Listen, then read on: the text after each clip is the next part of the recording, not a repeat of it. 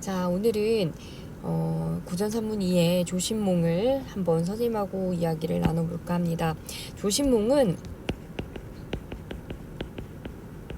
조신의 꿈이라는 이야기인데, 이 꿈의 구조가 꿈을 꾸기까지를 우리가 인몽 과정이라고 하고, 꿈속을 몽이라고 하고, 꿈몽자예요, 한자. 그리고 깨어나서는 강몽이라는 이런 구조를 띱니다. 뒤에 3번 문제가 인몽과 몽과 몽중 또는 강몽 요거를 다루고 있는데, 여기서 기억해 줘야 될 것은 그 꿈속의 이야기예요. 꿈속의 이야기는 보통 내가 현실에서 바라지 못한 진짜 꿈을 꾸는 듯한 이야기, 내가 현실에서 하지 못하는 것들을 모두 이루는 거지.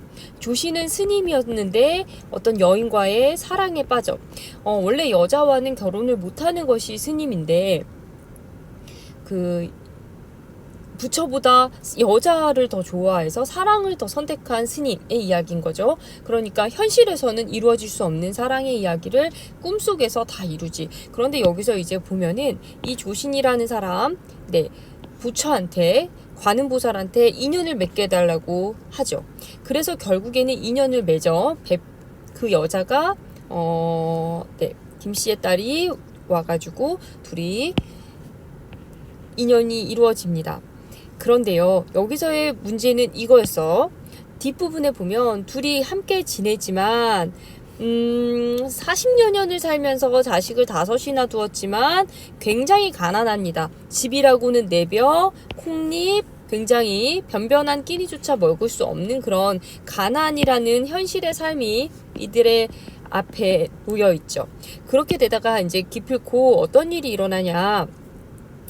15살 된 큰아들이 굶주려 죽고요.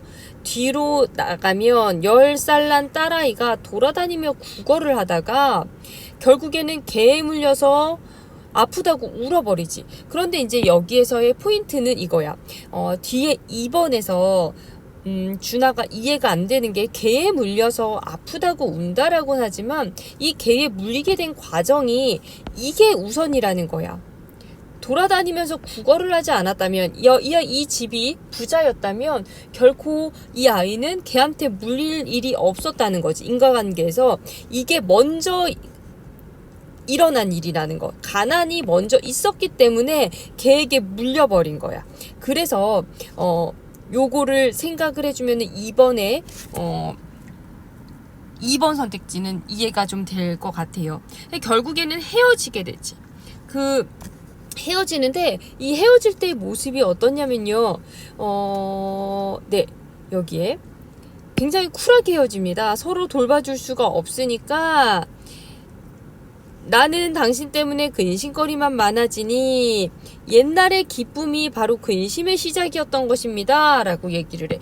옛날의 기쁨이라는 것, 이 사랑이라는 것이, 또는 사람과 인연이라는 것이 모두 근심의 시작이었다라는 것을 깨달았다라는 거지. 깨달음. 그리고서 결국에는 각자의 길을 갑니다.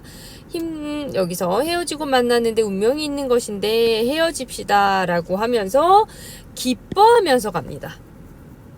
그리고 더 이상 만나지 않을 것을 얘기를 하면서 헤어지죠.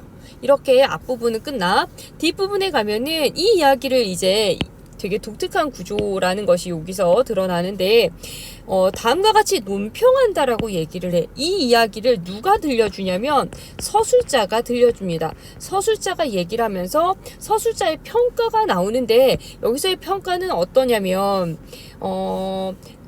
이런 일을 돌이켜보니까 반드시 조신의 꿈만 그렇겠니? 아니, 지금 모든 사람들이 이것과 같아. 깨닫지를 못할 뿐이야 라고 얘기를 해. 그러면 조신이 긍정적인 삶을 살았던가? 아니요, 그렇진 않았어요. 부정적인 삶, 어떻게 보면은 씁쓸함이 남는 거지. 왜 씁쓸한가 봤더니 40년간 사랑하는 사람과 살았지만 가난이라고 하는 것이 결국에는 이 사랑마저도 없애버린다라고 하는 어떻게 보면 이거를 그러니까 현실의 삶, 이 사랑보다 좀 앞선다? 가난하면 사랑도 이루지 못한다라는 것들을 깨달았다라는 점에서 좀 이렇게 희망적이거나 이렇게 아름다운 이야기는 아니지. 현실의 삶을 좀 보여주고요. 이런 것을 통해서 결국에는 조신이 잠을 깨고 나서 보니까 이 모든 것들이 헛되다라고 했잖아. 그래서 이 조신의 꿈에서 알 수 있는 것이 무엇이냐면 인생이라는 것이 참 헛헛하다. 그래서 인생무상을 우리가 알 수 있다라고 얘기를 해요. 인생무상 아니면 또 이런 것들을 한자어로 일장춘몽, 하나의 꿈 같은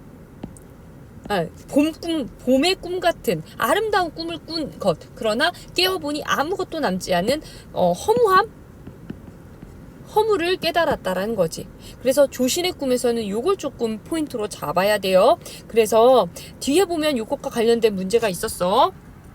네. 예. 3번에서 이 문제가 있었던 것 같아요. 그건 문제를 풀면서 선생님이 또 다시 한번 볼게. 그 다음에 뒤에 보면 이제 노래가 나와요. 이 노래는 누가 부르냐 보면 서술자의 노래예요. 근데 서술자가 1번에 3번 선택지에 있었지. 1번에 3번 선택지. 서술자의 노래이긴 하지만 이걸 목격한 건 아니야.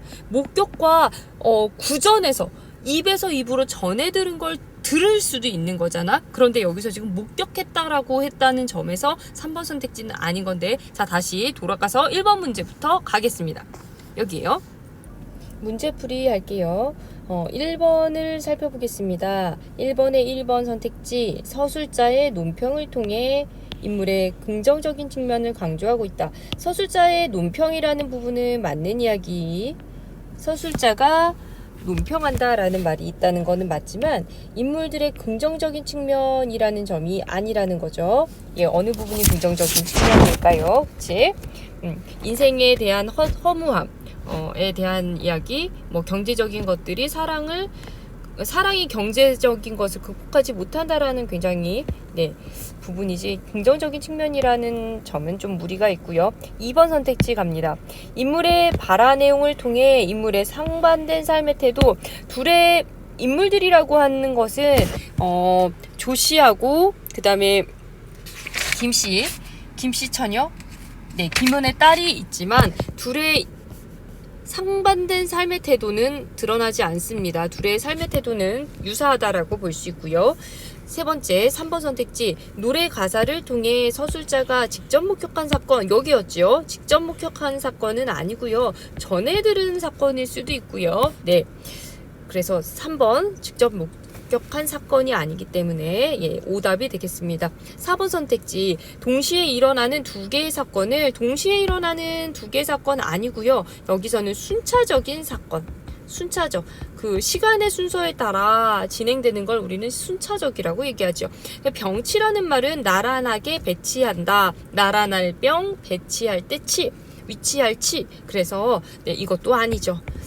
4번 선택지 아니고요. 답 5번, 공간적 배경과 관련된 증거물을 제시하여. 그래서 마지막 부분에 보면 아들을 묻은 곳에서 돌미륵이 나왔다 그랬죠. 그 증거물을 제시하는 것을 통하여 사실성을 부여하고 있다. 요것이 정답이 되겠습니다. 1번에 5번이에요.